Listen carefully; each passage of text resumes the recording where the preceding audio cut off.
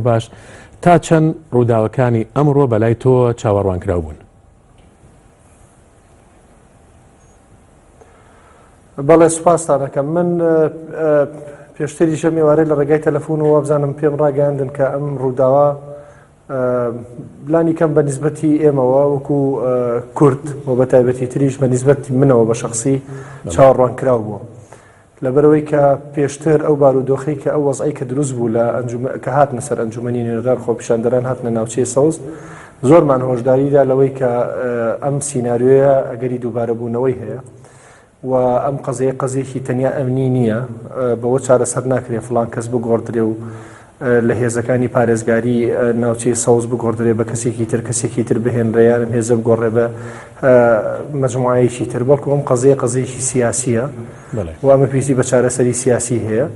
ئەم حاڵەتەی کە ڕوئەیە ئەنجامی تەقینەوەی دۆخێکە کە سیستمی حکومڕانی لە عێراقا بەم شێوەیەکی تر ناتوان لە درێژەی پێ بدرێت و بێ گۆڕانکاری بنەڕەتی بەسەردا بێت. طبعا بە تەئکید ینی لە پاڵ ئەو ناڕەزایەتیانی خەڵک کە هەیەی و لە پاڵ ئەو دۆخەی کە خەڵک تایە ئەژی کە دۆخێکی زۆر خراپە بە تایبەتی دوای داخڵبوونی داعش لە 2014 و بە تایبەتی تریش دوای دابەزینی نرخی نەوت و ڕوبەڕووبوونەوە لەگەڵ ئەزمەی داراییە بارودۆخەکەی ئاڵۆستر کرد و طبعا عینی کاتیشە ئەجندەی سیاسیشی تایە ئەنی ناتوانانی بڵێ ئەمە لە 100% ئەم ئیشە بەستەنها جموزوڵێکی سیاسی سیناریۆ بۆدا ڕێژاوی با بڵێن بە نەزەری موامەرە سێری بکەین بڵێن ئەمە موامەرەیەەکە لەعین کاتە ئەگەر واش بێ ئەگەر ئەجندێکی سیاسیشی تا بێ کەتیایەتی بە تەئکید گەر بارودۆخی خەڵک خراپ نەبێ ئاوا بە ئاسانی و لە خۆڕایی ئەو هەموو خەڵکە بەم شێوەیە نایەتە سەرجادە و خۆپیشاندان ناکاوە بیریشتان نەچێت ئەم خۆپیشاندانانە لە هاوینی پارەوە بەردەوامە تاوەکو ئێستا و لە هاوینی پارەوە تاوەکو ئێستا گۆڕانکاریەکی وا نەکراوە لە نظامی حکومەکە کاریگەریەکی وا بێ کە بەری دڵی خەڵک بگرێ و خەڵک تۆزی هادێکاتەوە. بڵێ کاگارام لە سیمانجی ڕابردوودا خۆپیشاندەران و ئەو کەسانی کە سەر بەڕەوتی سەدر بوون چوونە نێو پەرلەمانی عێراق و پرۆسی سیاسی لە بەغدا وەک دەوترێت پەکی کەوت. بۆچی ئێستا لایەنە سیاسیەکان بە تایبەت باز لە شیعەکانەکەم نەیانتوانیوە چارەسەری ئەم دۆخەی ئێستای نێو بەغدا بکەن؟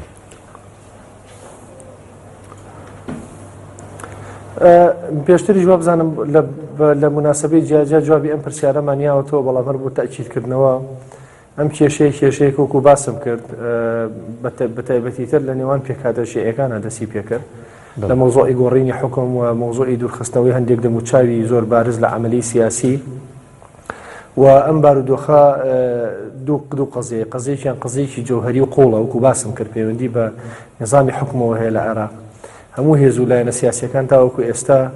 نەیانتوانیوە بگەنە ئیتیفاقێک یا تەوافقێکی مەبدەئی بە شێوەیەک حکومڕانێک دروست بکەن کە ئەم حکومڕانیە لە خزمەتی خەڵکی عێراقا بێ بە هەموو پێکهاتەکانی پێکهاتەی شیعە و سوننە و کوردی شوکو خۆتان نەزانن کورد کۆمەڵک مشاکلی گەورەی هەیە لەگەڵ حکومەتی عێراقیە سوننە بە هەمان شێوە ناوچەکانیان کەوتوتە ژێر دەستی داعش ئاوارەیەکی زۆر هەیە بارودۆخێکی ئابووری خراپ هەیە بارودۆخێکی گوزەرانی خراپ هەیە بۆیە هێزە شیعەکان هاوپەیمانی نیشتیمانی بە حکومەوەی کە زۆرینەن بە حکومەوەی کە حکومەتیان لە بەردەسایە تاوەکو ئێستا نەیانتوانی چارەسەر بۆ مشکلە ئانیەکە بدۆزنەوە ئەو مشکلەی کە ئەم وەزعی تەقانەوە کە مشکلەی گۆڕینی حکومەتە کە مۆزوعی گۆڕینی وەزیرەکانە وەزیرانە چۆن بن کێ بیان گۆڕێت چۆن دەنگیان پێ بدرێ چۆن وەزیری تازە بخرێتە شوێنان ئەمە چارەسەری بۆ نەدۆزرایەوە. زۆریشمان پێوتن لە ڕاستیە من تاوەکو ئەم چەند ڕۆژە تا ئەم ڕۆژ کە بەردەوام ینی لە پەیوەندیە بوون لە پەیوەندیە بووین لەگەڵ هەتا سەرۆکی حکومەت لەگەڵ سەرۆکی ئەنجومەنی نوێنەران و لەگەڵ بەشێکی زۆر لە سەرکردەکانی یەکەمی هێزەکانی هاوپەیمانی نیشتیمانی کە پەیوەندیان بە ئێمەوە کرد بۆی ئێمە بگەڕێنەوە بۆ بەغا بەردەوام پێمان وتون کە ئەمە دوو کێشەیەکیان کێشەی حکومەتە چارەسەر نەبووە کێشەیەکی تریشیان کێشەی وەکو باسم کرد سیستەمی حکومڕانی ئەو شتێک کە پێوتری چاکسازی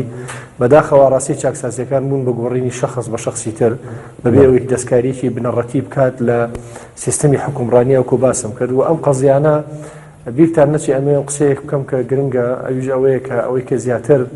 شڵەژان لە دەرونی خەڵک و لە بارودۆخی خەڵکا دروستەکە ئەوەیە کە سیاسیەکانی شەرک و خەڵق قسە بکەن ئەوانی شەر بڵێن وەزعەکە خراپە و بارودۆخەکە باش نییە و هیچ چارەسەرێکی گونجاویش نەبێ بۆ ئەوەی کاوەکو باسم کە خەڵک هادی بکاتەوە ڕاستیان پێشتر ئەمانە هەموو دەرەنجامی ئەنگرانی ڕۆکی سەدر چوونە نێو پەرلەمانی پارەوە تاو پێسە بەردەوام بەڵێ پێشتر خۆپیشاندەران و لایەنگرانی ڕۆکی سەدر چوونە نێو پەرلەمانی عێراق و پرۆسەی بڵین کار لە پەرلەمانی عێراقدا پێکی کەوت